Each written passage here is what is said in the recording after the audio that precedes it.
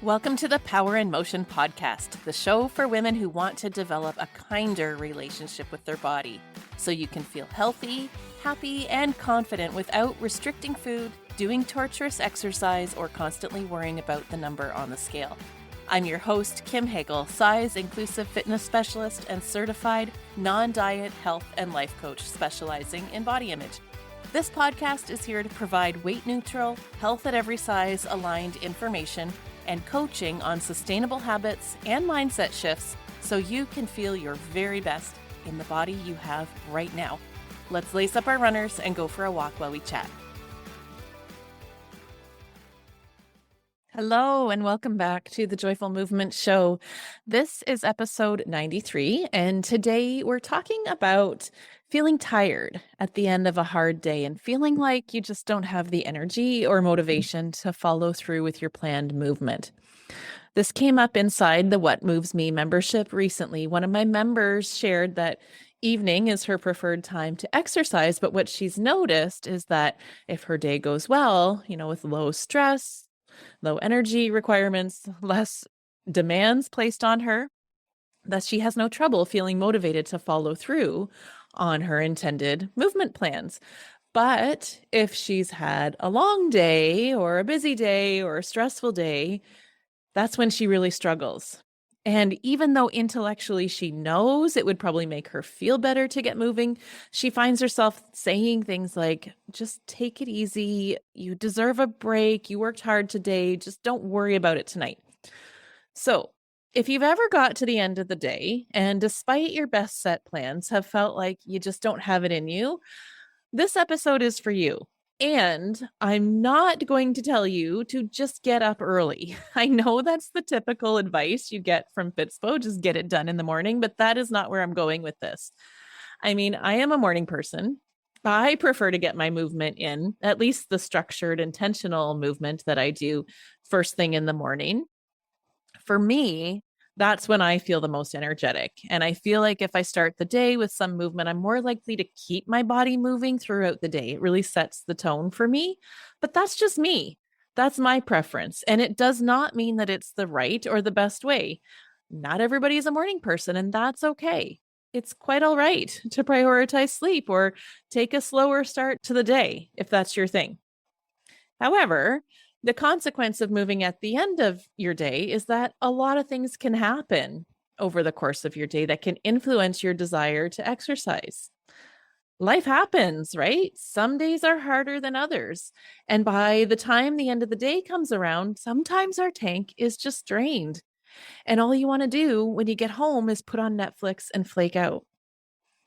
Have you ever felt that way? I know I have. And you're certainly not alone. There's nothing wrong with you, but let me coach you through this as I did with my member. And let me start by saying, first of all, there is nothing wrong with taking rest. If you feel like you're just mentally, physically, and emotionally drained and have nothing in your tank, there is no shame in rest. You don't need to justify it. You don't need to feel guilty. In fact, I encourage you to listen to your body and rest when you need to. But what my client was noticing, and maybe you feel the same way sometimes, is that while she's spending her evening watching TV, she's noticing that she's stiff and sore. She's aware of her hips and her feet. Those are her areas where she has some pain, and they feel worse when she's sedentary. So she feels these things kind of niggling away at her, and then she questions whether rest was the right choice. And then she starts to feel guilty for not moving because she knows it would help her. And then she starts beating up on herself, being hard on herself for not doing it. So before coming to our coaching call, she had the realization that complete rest wasn't what she needed. She knew she wanted to be moving, but she needed help with the motivation struggle that she was having after the end of a hard day. So here's how I coached her. And here's the questions you can ask yourself if you have this struggle too. So firstly, my client was aware that if she had a good day, an easy day, where there were not so much demands on her, there was no struggle with motivation. It only seemed to struggle when the day was hard.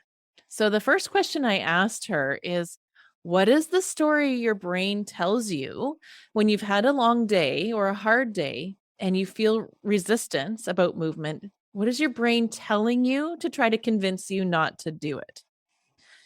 And in this member's case, once I asked that question, she had this light bulb moment where she realized that she was holding the belief that exercise or movement was going to be hard too. And she was maxed out for hard at the end of her day. And the other thing she became aware of is that she had found a 30-minute movement routine that she really liked, one of the recorded videos I have inside the membership. But the thought of doing 30 minutes after a hard day seemed like just too much effort, which also added to the case that she should probably just take the night off. So at the bottom of this was a lot of all or nothing thinking, like it had to be half an hour to be enough, and that it was going to feel hard, and she didn't have the capacity for hard.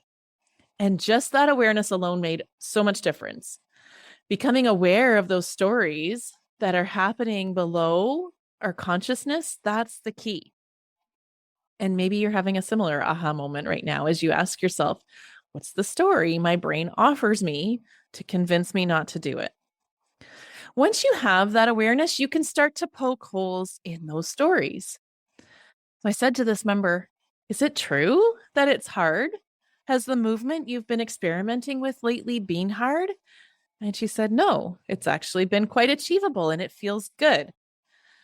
I said, has the gentle movement that you've been doing made a difference in how you feel? And she said, yes, walking and stretching and mobility work have made a huge difference in her pain levels and her energy. And now, if you're someone who typically does work out hard, is it true that it has to be hard to benefit you? Is it possible that you can dial it down or try something different that would still make you feel good, but not drain you further after a long day? Could you potentially foam roll or do some light stretching while watching TV? And does it need to be a whole 30 minutes or a whole hour? Because this member is just returning to movement, she's mostly been doing shorter sessions, like 15 minutes or less, and she's experienced benefit from that. So she has evidence that even smaller doses of movement improve how she feels. But her brain had tricked her to think that it had to be hard and it had to be long in order to be effective. So, what I'm telling you is gather evidence to prove those stories that your brain is offering you as false. What else could be possible? Open your mind up to choice. Because when our thoughts are automatic and unconscious and we just believe them without questioning them, there's no choice. It's just like, yeah, I'm tired. I don't feel like working out. I guess I'll rest. But there's a whole other range of possibility once you challenge those automatic thoughts and open your mind to the other options. And the final piece of this coaching is to listen to your body over your brain. Now that you've become aware of those initial automatic thoughts and opened your mind to the other choices that are available, sometimes that can get a bit confusing to know which is the best choice, right? Do I rest?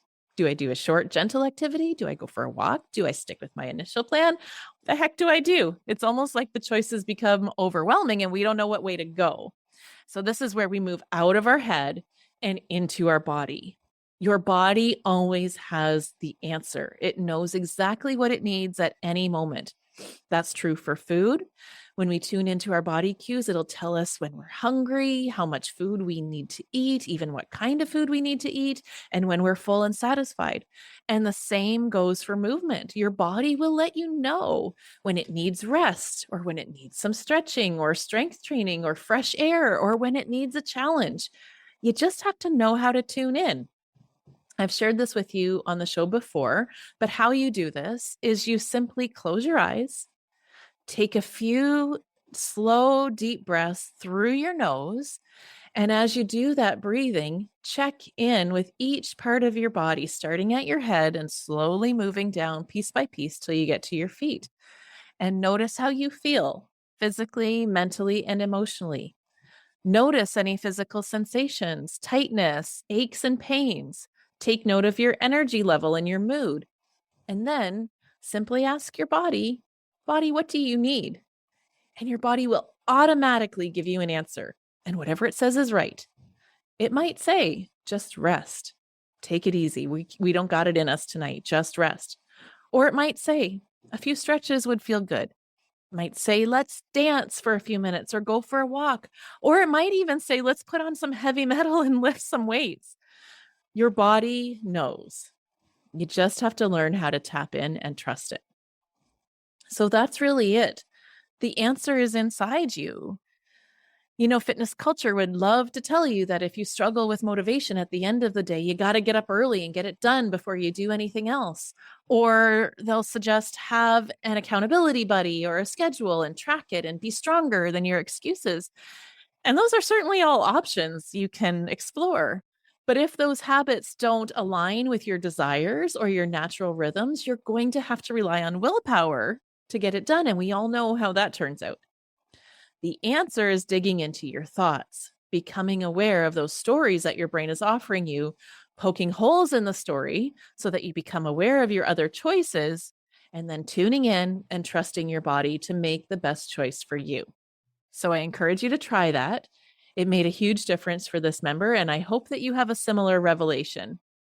And of course, if you could use more of this type of coaching in your life, I encourage you to join us inside the What Moves Me membership. We have calls twice a month where I coach you on your exercise mindset, because how we think about movement is the thing that really needs to change more than just getting moving itself if you struggle with motivation and consistency. But of course, the mindset is only half of what we do in the membership. We do move as well.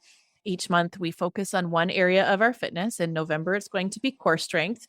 And I provide live and recorded movement videos that are geared to people of all levels and abilities, with lots of instructions about how to correctly perform the movements, how to tailor them to meet yourself where you're at, and how each movement should feel and how it benefits you, so that you can really learn what works best for you and your body. So that sounds like what you need in your life. Come and join us. The link to join is on my website at radiantvitality.ca/whatmovesme, or you can find the link in the show notes, or send me a message if you have questions about it. All right. Well, that's it for today. I hope that you have a great week with lots of joyful movement in there. And if you found this episode helpful, please share it. And of course, I always covet your reviews on Apple Podcasts as well. I will see you back here next week. In the meantime, be well, and here's to your radiant vitality. Thanks for tuning into the Power in Motion podcast today. If you love what you're learning here, then I invite you to take the next step of embodying these concepts into your own life so that you can live your healthiest, happiest life and never again feel held back by your body. Coaching is the fastest, most efficient pathway to taking what you know in your head to actually applying it and seeing results. Whether you're looking to make changes around movement, food, body image, or all three, I'm here to help you nurture a kind, respectful, and trusting relationship with your body so you can feel your very best. Click the link in the show notes to book a free consultation, and together we'll uncover what's getting in the way of you having the results you want. You'll leave this call knowing exactly what you need to work on, and together we'll explore whether one of my coaching offers is a good fit for you. I can't wait to meet you.